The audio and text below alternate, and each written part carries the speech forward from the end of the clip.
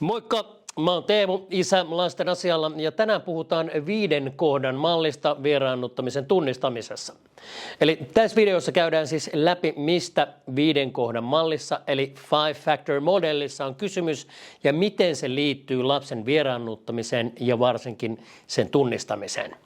Eli good news everybody! 5-factor model on siis viimeinkin tällainen yritys regularisoida vieraannuttaminen kansainvälisesti, tai siis ehkä enemmänkin niin kuin sen tunnistaminen ja luoda tämmöinen yleinen työkalu arvioida kaikkia vaikeita perhetilanteita, jotka päätyy viranomaisten tarkasteluun. 5 kohdan malli yhdistelee muun muassa Richard Gardnerin ja osittain mielestäni myös Craig Childressin työtä ja näkemyksiä pyrkimyksenä luoda tällainen yleinen selitysmalli tilanteisiin, jossa voi olla kysymys vieraannuttamisesta. 5 kohdan mallin avulla pyritään siis sulkemaan pois se vieraannuttaminen näistä vaikeista tapauksista. Ja 5 kohdan mallissa nämä kaikki mainitut osatekijät pitää siis olla läsnä, että voidaan lähteä jatkotutkimaan tätä asiaa ja nähdä, että on kyse nimenomaan vieraannuttamisesta, joka on tämän lapsen ongelmien juurisyy.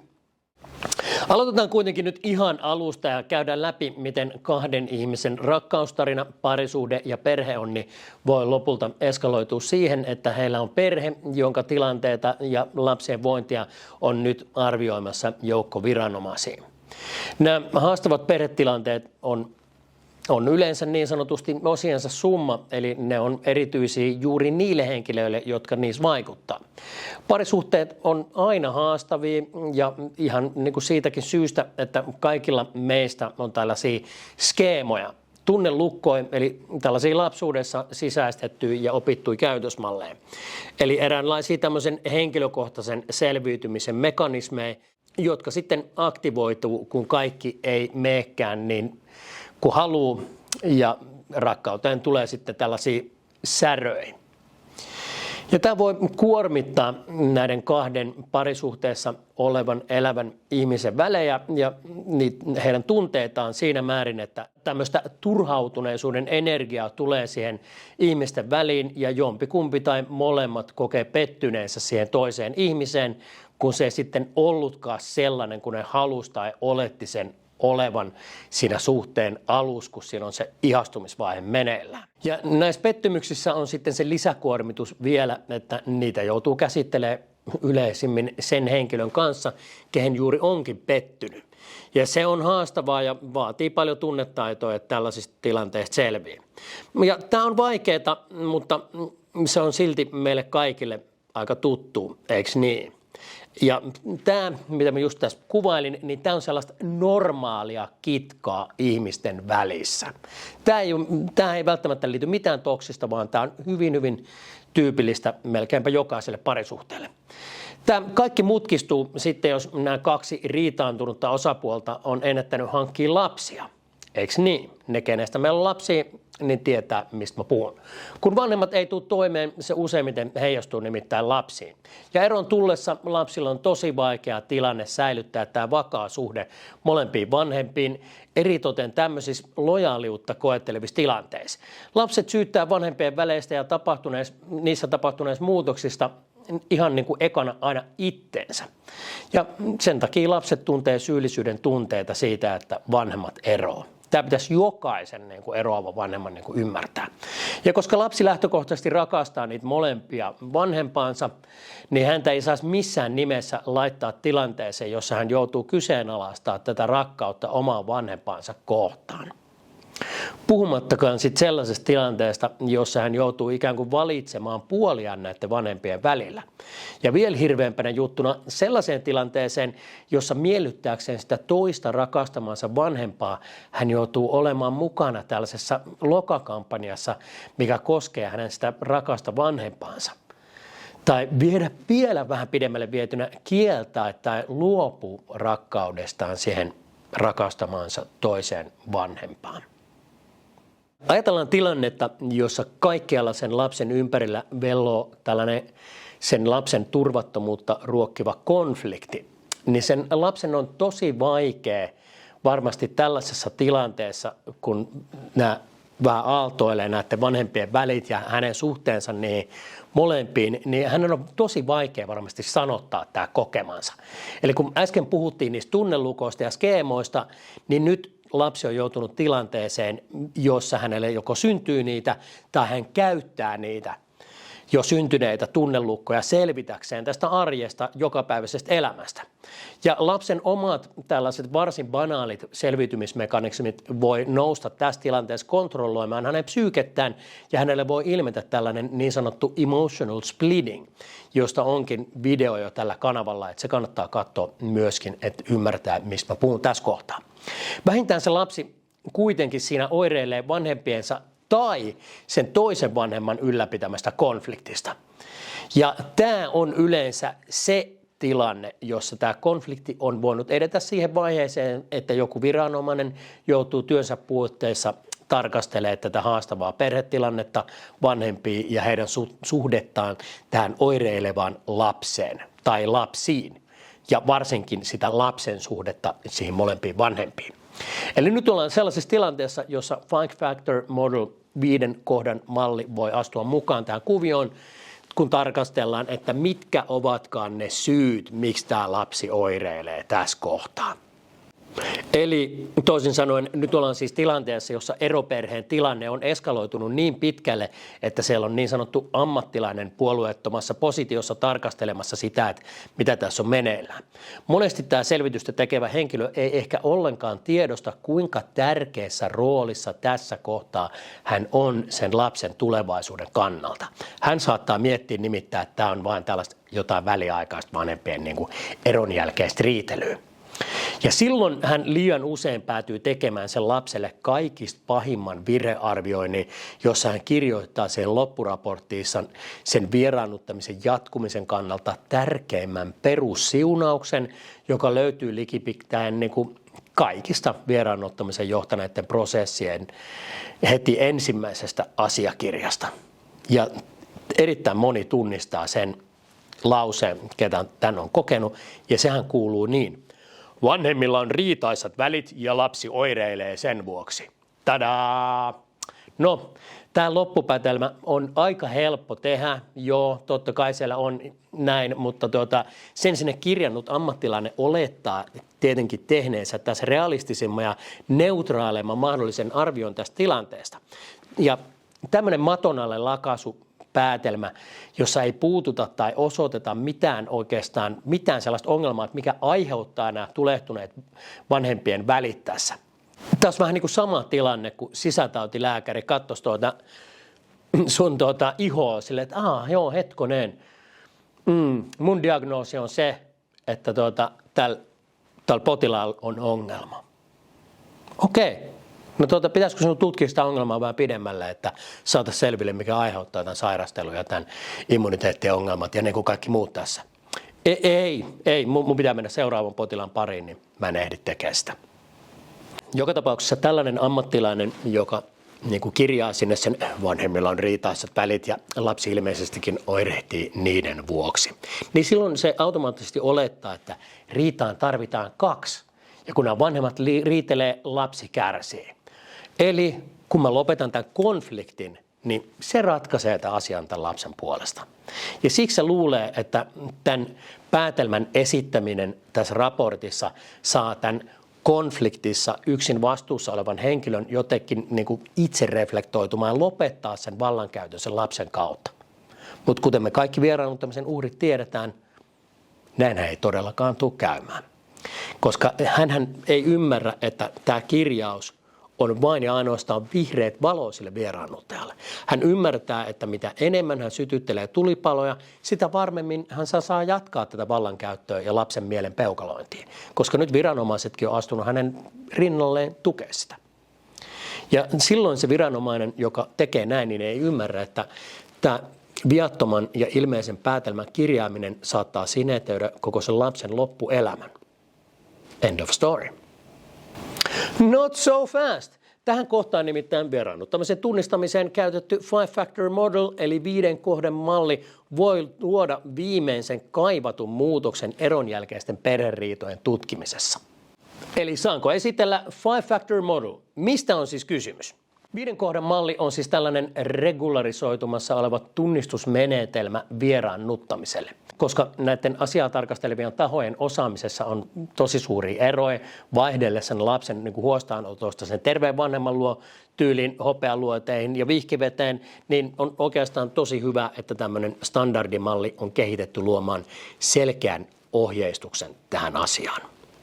5-Factor Model koostuu siis 5 tekijästä, jotka auttaa meitä ymmärtämään, onko kyseessä vieraannuttavaa toimintaa vai jotain muuta.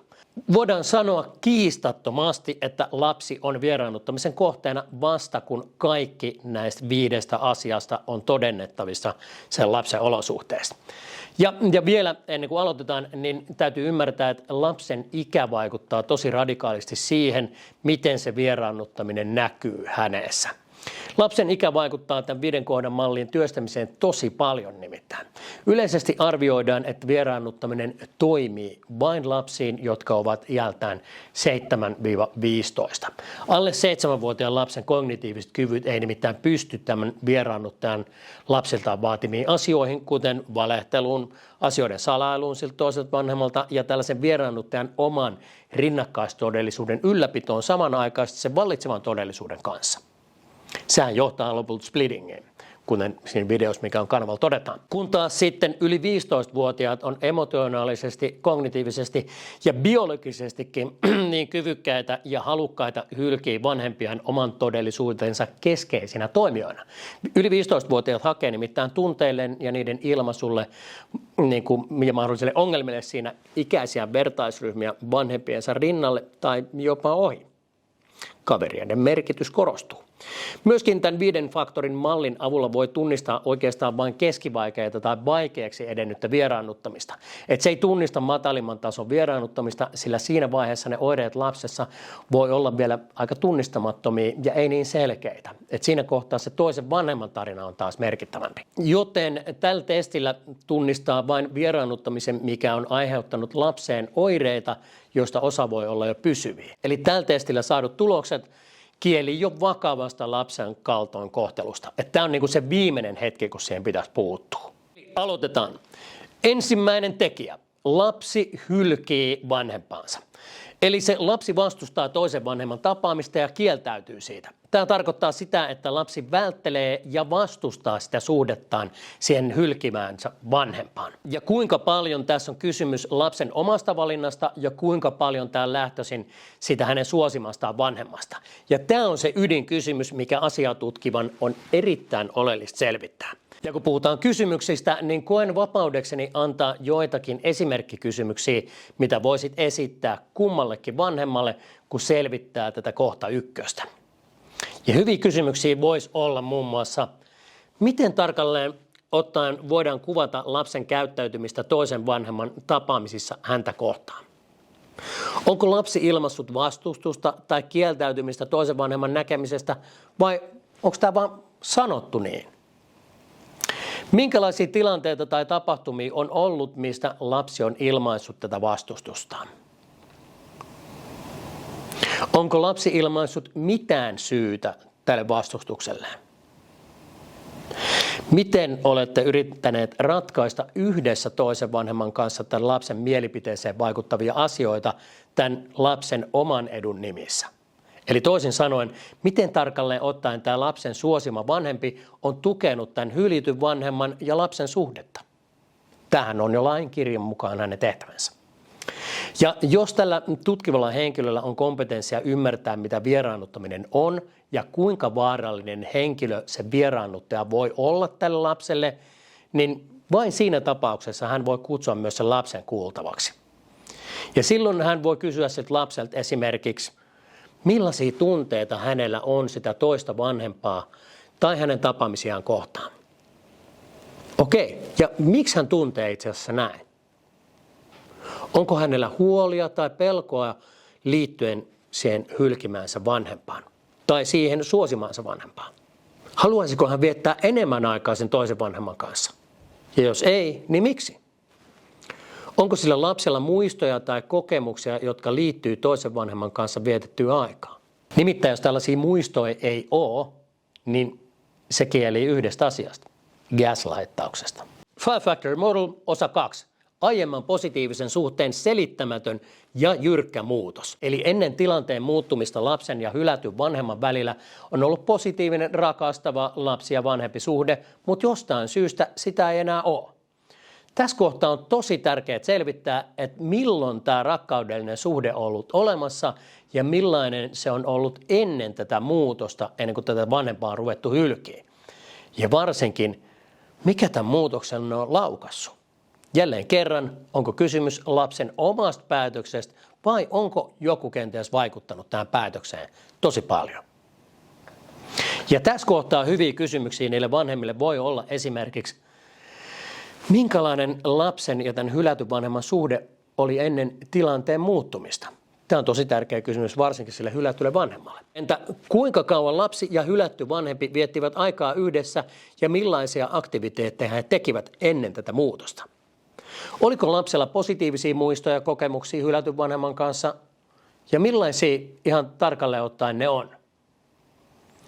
Ja sitten mikä tärkeintä, miten tämä suhde on muuttunut ja miksi? Kun vieraannuttaja kuulee tämän kysymyksen, hän valehtelee aivan sujuvasti, kuinka hän on yrittänyt kaikkeensa parantaa tämän lapsen ja tämän sen hylätyn vanhemman oloja. Ja sitten kun sä esität hyviä jatkokysymyksiä tässä ja tongit vähän pidemmälle, niin sieltä voi kuoriutua se vieraannuttajan uskomattomia käänteitä tälle, että aina kun se joku esimerkki ei olekaan todellisuudessa pätevä, niin hän vaihtaa vain toisenlaiseen esimerkkiä. Sitten se vain jatkuu se asia, eikä se koskaan vaikuta realistiselta se arvio siinä.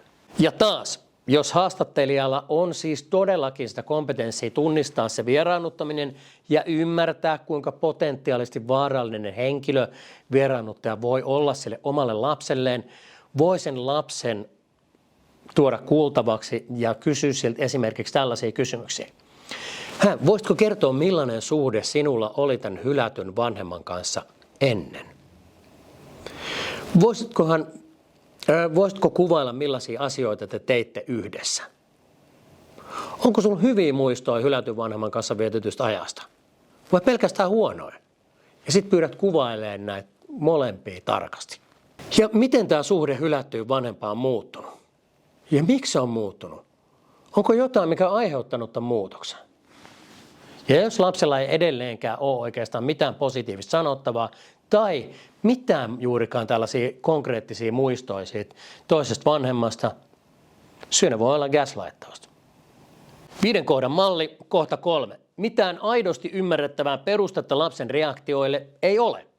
Uskottavaa perustetta hylkäämiselle ei ole. Eli potentiaalinen vieraannuttamisen kohteena olevasta vanhemmasta ei ole mitään vikaa. Eli jos hylätyn vanhemman historiassa ei ole merkkejä väärinkäytöksistä tai laiminlyönneistä lasta kohtaan tai tiedossa ei ole muitakaan vakavia puutteita hänen vanhemmuudessaan, niin mikäköhän tähän sitten voi olla tämä selitys? Jos lapsi ja hänen aiemmin rakastamansa vanhempi ei ole nähneet toisiaan pitkään aikaan, niin voisikohan tämän lapsen asennemuutoksen taustalla olla huoltokiusaaminen. Huoltokiusaamista käsittelevä video löytyy jo täältä meidän kanavalta ja se kyllä kannattaa katsoa, että voi ymmärtää sen, että ilman huoltokiusaamista vieraannuttaminen ei oikein toimi kunnolla. Eli kannattaa selvittää, miksi tätä toista vanhempaa potentiaalisesti huoltokiusataan. Vaikka se ei olekaan tiedätkö, laissa kiellettyä tai edes joidenkin lastensuojelijoiden mukaan moraalisesti arveluttavaa, niin silti se on kaikissa vieraannuttamiskeisseissä siellä taustalla. Vieraannuttajan vanhempi toki keksii joka kerta näitä syitä sille huoltokiusaamiselle valtavasti, mutta jos näille ei ole mitään muita todisteita kuin hänen omat puheensa ja sen lapsen puheet jatkumona, niin ei kannata lähteä hätiköimään ja tekemään tällaisia arvioita pelkästään sen toisen vanhempan puheiden perusteella. Sillä täytyy muistaa, että vaikka se toinen vanhempi olisi kuinka vakuuttava kertoessaan näistä väärinkäytöksistä, niin ei ne silti saisi aiheuttaa niin sanottua käänteistä todistustaakkaa sille toiselle vanhemmalle. Eli siis sitä, että väitteiden kohteena olevan pitäisi todistaa, että hän ei ole tehnyt näitä mainittuja asioita. Että mitä sillä pitäisi olla? Pitäisikö sillä olla koko ajan valvontakamerat kuvaamassa sen kotona näitä asioita, että se voisi todistaa syyttömyytensä tämän agitaattorin esittämille väitteille? Että tasa-arvon ja oikeusvaltion periaatteiden mukaisesti sillä väitteiden esittäjällä pitäisi olla se todistustaakka näihin. Eli jos näin tulee koko ajan yksipuolisesti näitä kaiken näköisiä väitteitä sen toisen henkilön niin kuin vanhemmuudesta, niin siellä kyllä pitäisi pystyä esittämään jotain päteviä todisteita tässä kohtaa. Ja vaikka sä olisit tekemisissä ihan ensimmäistä kertaa tämmöisen vieraannuttajan kanssa, niin sun täytyy ymmärtää, että todellisen vieraannuttajan väitteet kertoo aina enemmän hänestä itsestään kuin vanhemmasta, josta hän tätä pajunköyttä syöttää sille kuulijalle. Eli vieraannuttajan totuudet on aina totuuksia hänestä itsestään. Ja sitä kutsutaan projisoinniksi, ja siitä on myös video tällä kanavalla. Että kato se, kun sä oot tämmöisessä tilanteessa arvioimassa jonkun perheen niin kuin tilannetta. Eli vieraannuttajan toisen vanhemman käyttäytymisessä totuutena esittävät asiat on aina totuuksia hänestä itsestään. Ja tätä kutsutaan projisoinniksi, eli omien vanhemmuudellisten puutteiden heijastamisesta toisiin. Ja siitähän täällä kanavalla onkin jo video, että katoppa se vaikka tähän väliin ja jatketaan sitten näihin kysymyksiin, mitä sä voit esittää niille vanhemmille. Eli minkälainen oli lapsen ja hylätyn vanhemman suhde ennen tämän tilanteen muuttumista? Kuinka kauan lapsi ja hylätty vanhempi viettivät aikaa yhdessä ja millaisia aktiviteetteja he tekivätkään siellä? Oliko lapsella positiivisia muistoja ja kokemuksia hylätyn vanhemman kanssa? Miten suhde on muuttunut ja miksi? Ja tietenkin tärkeimpänä taas, oletteko yrittäneet edistää positiivista suhdetta lapsen ja hylätyn vanhemman välillä? Ja vielä kerran, lapsen kuuleminen on iso riski, jos kysymyksessä on se vieraannuttaja, koska vieraannuttaja ei todellakaan jätä manipuloimatta sen lapsen niin kuin mieltä siinä kohtaa, jossa on menossa jonnekin kuulusteluun tai kyselyyn siitä, missä sen pitäisi kuvata se vieraannuttajan vanhemmuutta. Se ei saa tulla sieltä esille, joten se vieraannuttaja valmis tekee aika monta asiaa, että se lapsi puhuu just niin kuin se haluaa. Ja tätä lapsen kuulemista koskeva video on jo täällä kanavalla. Kato se tähän väliin ja mieti vielä uudelleen, että kannattaako sun tuoda se lapsi kuultavaksi tässä kohtaa. Että sit sä varmaan tiedät paremmin, että kuinka iso riskiin sä asetat sen lapsen siinä kohtaan. 5 kohdan malli, kohta 4. Vanhemman vaikutus. Se suosikki vanhempi voi käyttää useita vieraannuttavia käytösmalleja. Eli hän vaikuttaa lapsen käsitykseen siihen toisesta vanhemmasta. Simple as that. Ja tämä voi sisältää esimerkiksi hänen ja hänen lähipiirinsä trash talkia siitä toisesta vanhemmasta. Manipulointia, positiivista ja negatiivista vahvistamista, gaslighttamista, painostamista, lahjontaa, väkivaltaa eri muodoissa ja varsinkin tapaamisten estämistä, eli huoltokiusaamista, millä voi varmistaa, että nämä edellä mainitut keinot toimii paremmin siihen lapseen. Tässä on nyt muutamia kysymyksiä taas, mitä sä voit esittää siinä vanhempien keskusteluissa. Eli mitä käytännön toimiva, ja tärkein niistä on, että mitä käytännön toimii se suosiva vanhempi on toteuttanut, jotka saattaa vaikuttaa lapsen suhteeseen siihen sen hylkimään vanhempaan. Ootko huomannut, että vaikuttava vanhempi olisi rajoittanut lapsen yhteydenpitoa siihen hylättyyn vanhempaan? Onko vaikuttava vanhempi puhunut negatiivisesti tai väärin hylätystä vanhemmasta lapsen kuullen? Onko suosiva vanhempi kannustanut lasta kieltäytymään tapaamisista tai kommunikaatiosta hylätyn vanhemman kanssa? Onko suosiva vanhempi pyytänyt lasta pitämään salaisuuksia hylätyn vanhemman toiminnasta tai tilanteesta? Ja niin kuin tuossa edellisessä kohdassa just tuli ilmi, että kun se vieraannuttaja vastaa näihin kysymyksiin, niin se ei todellakaan jää vaitonaiseksi tai ala takeltelemaan niissä. Se vaan luettelee siinä kohtaa ne omat vanhemmuuden piirteensä ja kertoo, kuinka se toinen vanhempi tekee näitä kaikkia. Ja silloin sä voit helposti tietenkin uskoa sitä, mutta vähän kun sä tongit pidemmälle ja saat ehkä sen toisen vanhemman myöskin niin kuin työskentelee sun kanssa, niin kuin, että mennään vähän syvemmälle tähän juttuun, niin silloin sieltä yleensä tulee esille se, että eihän se tue sitä toisen vanhemman vanhemmuutta mitenkään ja just se vaikuttaa sen lapsen mieleen niin kuin aivan todella petollisella tavalla koko ajan. Ja niistä petollisin on just se, että se ehkäisee niitä tapaamisia, että se vieraannuttaminen toimisi siinä lapsessa paremmin. Mutta joo, nyt kun se lapsi on siinä sun edessä, niin oot todella varovainen siitä, kun sä kyselet siitä, että miten siihen on vaikutettu, koska tämä on se salaisuus, mitä se lapsi varjelee kaikista varmimmin siellä sen mielessä. Se splitattu mieli suojelee näitä asioita kaikista niin kuin eniten niin kuin kuoruttamalla storeilla siihen ympärille silleen, että kukaan ei ummera kurkata sinne, tiedätkö, suljettujen ovien taakse sen lapsen mieleen tähän tilanteeseen, missä se varjelee sitä lapsikaappaajaa. Ja semmoisia varovasti esitettyjä kysymyksiä voi olla esimerkiksi tällaiset, että hei, voisitko kertoa mulle, että mitä tapahtuu, kun sä oot tämän kivaksi mieltämisen vanhemman kanssa ja sun pitäisi tavata tai kommunikoida tämän hylityn vanhemman kanssa. Niin kuvaile sitä tilannetta, että esimerkiksi miten nämä puhelut ne tapahtuu ja mitä tapahtuu niiden puheluiden jälkeen. Entä onko sinua jotenkin ohjeistettu näihin tapaamisiin tai niistä kieltäytymiseen? Tai onko sinua jotenkin ohjeistettu, että miten sun kannattaa kommunikoida tämän sun hylkimän vanhemman kanssa? Ja onko sinua muuten ohjeistettu vastaan näihin meidän kysymyksiin jotenkin tietyllä tavalla? Sitten tällaisia rohkeampia kysymyksiä voi olla, että onko sinulla salaisuuksia tämän toisen vanhemman kanssa? Onko tämä vanhempi puhunut negatiivisesti tästä toisesta vanhemmasta ja vaikuttanut siihen, että miten sä ajattelet hänestä? Onko jotain erityistä, mitä haluaisit jakaa mun kanssa koskien sitä, että mitä sä oot kokenut tämän suosivan vanhemman käyttäytymisessä? Ja tosi hyvä kysymys voi myös olla se, että hei, kuvaile sitä tilannetta, kun sä tuut sieltä sun hylkimän vanhemman luolta takaisin sille sun suosimalle vanhemmalle.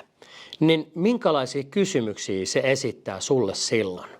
Ja miten sä luulet, että sun pitää vastata näihin kysymyksiin? Koska silloin sä kysyt kysymyksiä, joka koskee positiivista ja negatiivista vahvistamista. Ja tätä käsitellään vieraannuttamisen taso-nimisessä videossa, mikä löytyy myös täältä meidän kanavalta. 5 kohdan malli, kohta 5. Klassiset vieraannuttamisen piirteet lapsessa. Ja jos lasta vieraannutetaan, niin hän osoittaa monia 8 klassisesta vieraannutun lapsen käytöksen piirteistä. Ja näihin piirteisiin voi perehtyä lisää muun muassa Amy Bakerin tutkimuksessa ja kirjoissa, joita hän on tehnyt paitsi ammattilaisille, myös vanhemmille, ketkä pyrkii tukemaan sitä omaa lasta, joka läpikäy tätä vieraannuttamista just silloin. Ensimmäinen 8 klassisesta vieraannuttamisen piirteestä. Toisen vanhemman mitätöinti. Ja tämä koskee sen lapsen puheen sävyjä. Lapsi puhuu sen toisesta vanhemmasta polarisoidun negatiivisesti, jopa mustamaalaten häntä. Ja mitä kauemmin tähän lapseen on saatu vaikuttaa ilman välintuloa, sitä negatiivisemmin hän lopulta puhuu siitä vanhemmastaan. Käytännössä se lapsi siis toistaa sen vaikuttajavanhemman lokakampanjan, eli tutummin smear campaignin sisältöä. Smear campaignista myös video tällä kanavalla, joten ota se haltuun. Toinen klassisesta 8 vieraannuttamisen piirteestä. Absurdit perustelut vanhemman hylkimiseen ja tälle edellisessä kohdassa mainitulle lokakampanjoinnille, eli smear campaignille. Lapsi tarjoaa oudon epäloogisia, heikosti perusteltuja syitä sille, miksi hän kieltäytyy suhteestaan hylättyyn vanhempaansa. Nämä perustelut ei välttämättä ole järkeviä tai uskottavia ollenkaan. Ne voi olla aivan far out kamaa sille, että no enhän mä nyt halua nähdä mun äitiä, koska se on niin ruma pipo. Ja joo, se mun iskä ei puhu mistään musta kuin kalastuksesta. En mä halua nähdä sitä koskaan. Ne voi olla ihan tällaisia, mitkä ei mitenkään voi perustella sitä, että lapsi ei halua nähdä vanhempaa, jota se biologisesti rakastaa ja ei mitään muuta halukaan kuin olla sen lähellä. 3. klassisesta 8 vieraannuttamisen piirteestä. Harmaan alueen puuttuminen tunnetasolla. Eli lapsi ei osoita minkäänlaisia ristiriitaisia tunteita suhteessaan siihen suosimaansa vanhempaan tai toisaalta myöskään siihen hylättyyn vanhempaansa.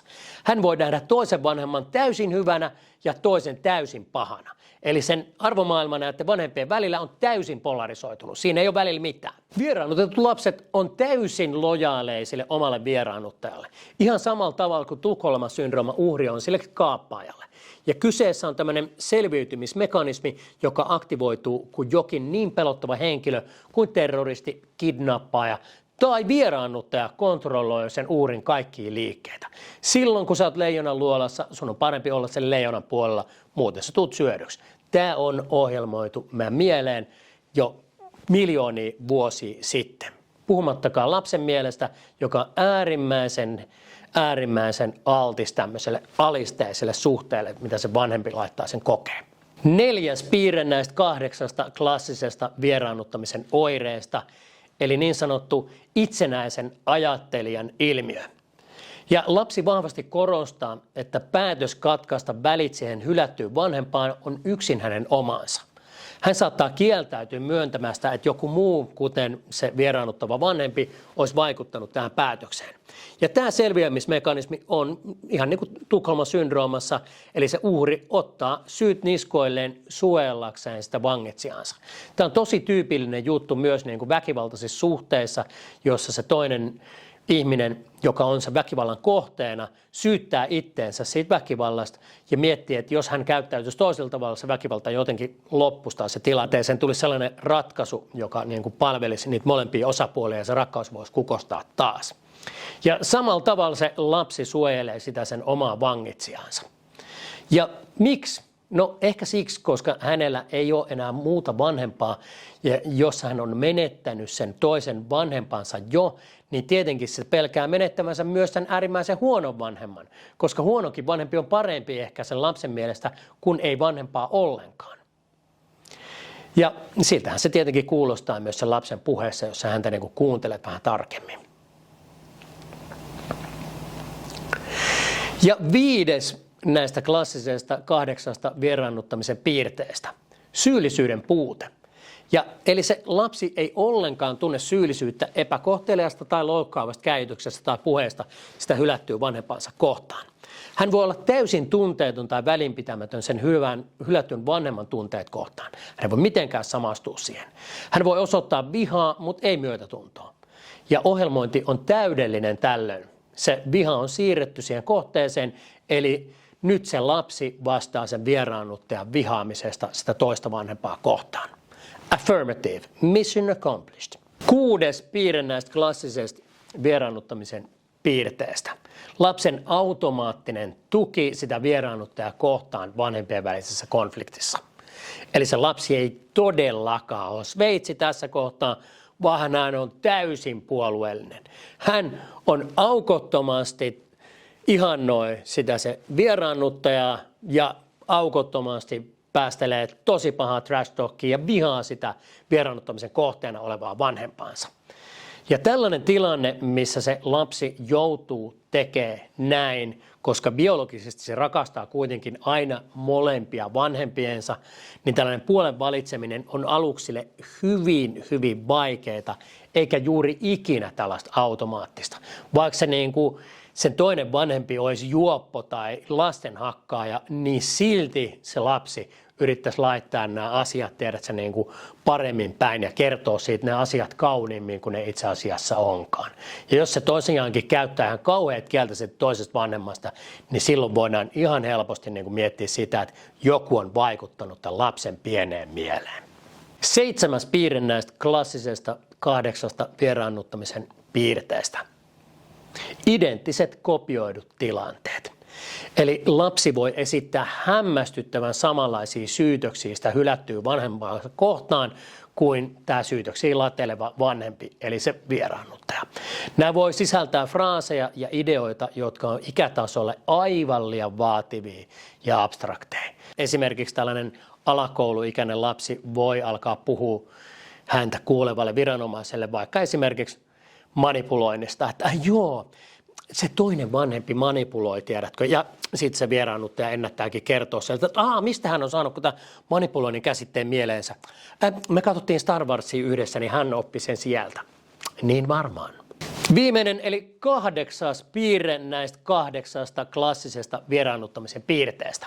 Hylätyn vanhemman laajennetun perheen hylkääminen. Lapsi hylkää myös sen hylätyn vanhemman laajennetun perheen, kuten isovanhemmat, sedät, tädit, sisarpuolet, jopa lemmikit ilman pätevää syytä. Lapsella on kuitenkin aikaisemmin ollut hyvät ja läheiset suhteet heidän kanssaan, mutta tämän tyhjästä nousseen asennemuutoksen jälkeen hän voi kuvailla näitä välejä hyvin etäiseksi ja ihan yhdentekeviksi. Hän voi jopa takeilla näiden ihmisten nimissä. Ja sitten tosi selkeä merkki tästä voi olla se, että aiemmin hänelle rakkaat sisarpuolet, niin ne eivät ole enää hänelle veljiä tai siskoja, vaan hän kutsuu heitä velipuoleksi tai siskopuoleksi. Ja siinä jälleen kerran siinä puheessa on tämmöinen yhdentekevyyden ja jopa vähän tällaisen alaskattomisen sävyjä. Mutta silti se lapsi ei välttämättä näe näitä ihmisiä pahana tai ainakaan samalla tavalla polarisoidusti puhu niistä kuin tätä hylkimänsä vanhemman tapauksessa. Mutta silti se lapsi voi nähdä nämä ihmiset uhkana ja haluaa sen takia suojella sitä vieraannuttajaa ja itseään siinä samalla sen vieraannuttajan itse masinoimaltaan uhalta. Eli jälleen kerran tämä Tukholma-syndrooman logiikka. No niin, tässä siis yksityiskohtaisesti selitetty 5 kohdan malli kysymyksineen ja erilaisine insighteineen. Nämä 5 tekijää auttaa meitä ymmärtää, onko kyseessä vieraannuttaminen tai jotain muuta.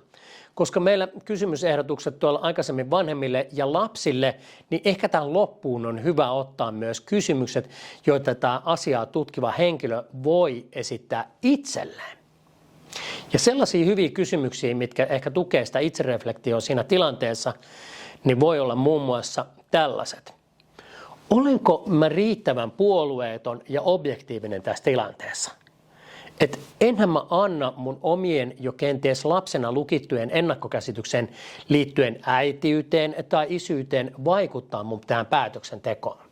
Ja toinen, tulkitsenhan mä varmasti näitä tapahtumia tarkkojen muistiinpanojen kautta, enkä pelkkien mielikuvien, jotka on muodostunut näiden ihmisten puheista, mutta ei niiden faktojen, mitä mulle on esitetty joidenkin niin kuin todisteiden kautta. Ja onko mun valmistautunut tarkkaan juuri tätä seuraavaa kysymystä varten, minkä mä tässä aion kysyä? Ja mitkä olikaan ne red flagit, joita mä tarkkailen tässä, kun tämä henkilö vastaa? Ja miten voin saada mahdollisimman luotettavaa tietoa mahdollisesta väärinkäytöstä, laiminlyönnistä tai vakavasta vanhemmuuden puutteesta? Onkohan mä muistanut katsoa kaikki ne Isät lasten asian YouTube-kanavalla näkyvät videot, joissa annetaan tukea vieraannuttamisen tunnistamiseen? Miten voisin tarkistaa tämän vanhemman tähän dialogiin tuovien kolmansien osapuolien näkemykset? Ai niin, mullahan on puhelin, mä voin soittaa niille, että onko ne varmasti sanonut just nämä hämmästyttävän identtiset näkemykset tämän lapsen tilanteesta, kuin mitä tämä toinen vanhempi esittää. Ja tämä on tärkein kohta, kun sä valmistaudut näihin vanhempien haastatteluun. Että sä ymmärrät sen, että jos sulla nyt sattuu istuu siinä haastateltavana pesun kestävä vieraannuttaja, hän on hybridivaikuttamisen, harhaanjohtamisen, valehtelun ja mielistelyn mestari. Hänen kanssaan mikään ei ole niin kuin hän kuvailee. Hän tulee skannaa minua ja reaktioitani ja kaivaa pinnan alta hienovaraisesti kuin aivokirurgi musta ja mun persoonasta juuri ne lauseet, joita hän olettaa mun haluavan kuulla toisilta ihmisiltä liittyen muun itteeni, hänen vanhemmuutensa ja hänen suhteestaan hänen omiin lapsiinsa. Sekä myös ne seikat, jotka mahdollisesti mun omassa lapsuudessa on saanut aikaan mussa tämmöisiä lukittuja ennakkoasenteita, pelkoja, skeemoja ja tunnelukkoja. Sillä ne on just ne narut, mitä hän haluaa mussa vetää. Että mä päädyn tiedostamattani hänen avustajakseen asioissa, mitä hän tekee hänen omille lapsilleen. Niin, ja tähän loppuun on varmaan syytä punoa tämä koko juttu tähän toteamaan, että vieraannuttajat on todella vaarallisia ihmisiä ja he vetävät ihan suvereenisti osan heitä arvioivista ihmisistä nenästä sinne tienpenkalle poimiin lillukanvarsiin. Ja kaikista heikoimmat ihmiset he manipuloi avukseen kaltoinkohtelee sitä omaa lastaan. Eli jos tämä realisaatio siitä, että tällaiset vanhemmat saavat ammattilaisen, kuka haluaa auttaa ja ymmärtää vain sitä lapsen tilannetta, omalle puolelle kaltoinkohtelemaan omaa lastaan ja myös kääntää nämä viranomaiset tätä turvallista vanhempaa vastaan ja viemään sen ainoan turvallisen lähikontaktin sen lapsen elämästä pois. Niin, joten mieti tarkkaan ne kysymykset ja ne mahdolliset vastaukset ja tee tarkkoja muistiinpanoja. Muuten se silmänkääntötemppu voi käydä just sulle. Mutta hei, toivottavasti tässä 5 kohdan mallista on sulle hyötyä, että näin ei kävisi, vaan pystyisit tunnistamaan sen vieraannuttajan ja sen vieraannuttamisen ajoissa sieltä. Viimeistään nimittäin siinä kohtaa, kun tämä malli näyttää sen 5 kohdassa palaa 5 valoa, niin silloin viimeistään puututtava siihen vieraannuttamiseen. Koska muuten se lapsi on pysyvästi sen splittingin niin kuin vallassa ja sen tulevaisuus on mennyttä. Muista, että jos olet ammattilainen ja tarvitset tukea vieraannuttamisen tunnistamisessa, niin sä voit aina soittaa tänne meille ja me annetaan sulle työkalu ja tukea tämän prosessin käänteessä. Jos sä oot vanhempi tai lapsi, kuka elää tätä, niin ota yhteyttä meidän vertaistukipalveluihin. Kiitos, että sä katsoit tämän videon ja me nähdään toivottavasti seuraavassa videossa.